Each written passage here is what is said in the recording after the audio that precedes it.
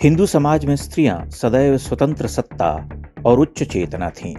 उदाहरण के तौर पर शबरी को लीजिए।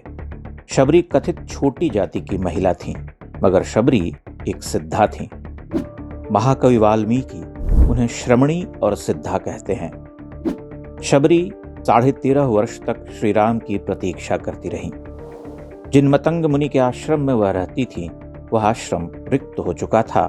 सारे ऋषि मुनि बारी बारी से प्रयाण कर गए, किंतु शबरी निर्भया निःशंक होकर राम की प्रतीक्षा करती रही। राम जब शबरी के आश्रम में आए तो उन्होंने शबरी से क्या पूछा? हे श्रमणी, क्या तुम्हारी सारी बाधाएं खत्म हो गईं?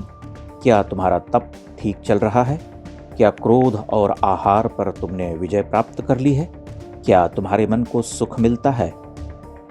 कच्चिते निर्जिताः विघ्नाः कच्चिते वर्धते तपः कच्चिते नियतः कोप आहाराश्च तपोधने। शबरी कहती हैं, हे राम, मैं 13.5 वर्ष से आपकी प्रतीक्षा कर रही हूं। मैंने आपके लिए फल मूल जुटाए हैं। शबरी की तपस्या देखिए, उनकी मुक्ति और भक्ति को अनुभव कीजिए।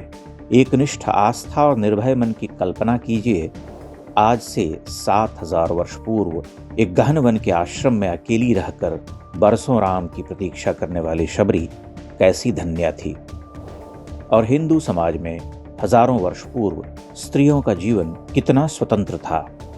शबरी कहती हैं, पश्य मेघ घन प्रख्यम मृग पक्षी समाकुलम मतंग वनम इत्येव विश्रुतम रघुनंदन। हे रघुनंदन, मेघों की घटा के समान श्याम और विविध पशु पक्षियों से भरे इस मतंग वन को देखिए। इसकी कीर्ति इसी अर्थ में है कि यह लुब्धक, सात्विक और मनोहारी है। फिर वह राम से कहती हैं कि मैंने आपके दर्शन कर लिए, अब मुझे इस लोक को छोड़ना होगा। वह अपने शरीर को छोड़ने का संकेत करती हुई यह भी कहती हैं कि उन्होंने इस भाव के चक्र से मुक्ति पा ली है। राम शबरी को भद्रे कहते हैं। अर्चितो हम त्वया भद्रे गच्छ कामम यथा सुखम। तुम अपनी इच्छा से शरीर को त्याग कर अभीष्ट लोक को जा सकती हो।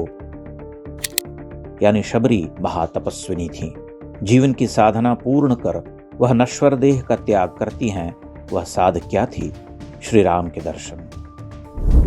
राम वहां से प्रस्थान करते हुए लक्ष्मण से कहते हैं, यह आश्रम पुण्यात्मा ऋषियों से सेवित स्थल है, सात्विक है। यहाँ मृग और बाघ एक दूसरे पर विश्वास करते हैं। विश्वस्त मृग शार्दूलो नाना विहग सेविता। श्री राम लक्ष्मण पंपासर की ओर प्रस्थान करते हैं। शबरी उस लोक से अन्य लोक में चली जाती है। शबरी एक भीलनी है, कोई ब्राह्मण अथवा क्षत्रिय कुलोद्भवा नहीं, किंतु वह महत्तर चेतना है। प्राचीन भारतीय समाज की आत्मा स्वरूपा स्त्री। साक्षात राम उससे मिलने आते हैं और अत्यंत आदर के साथ उसका आतिथ्य ग्रहण करते हैं। यह निषाद राज से राम की अनन्य भेंट की ही उत्तर कथा है, जो आगे सुग्रीवादि वानरों तक जाती है। शबरी भारतीय जीवन धारा में स्त्री स्वतंत्रता, मुक्ति, संन्यास ग्रहण करने की निजता का प्रमाण बनकर खड़ी है।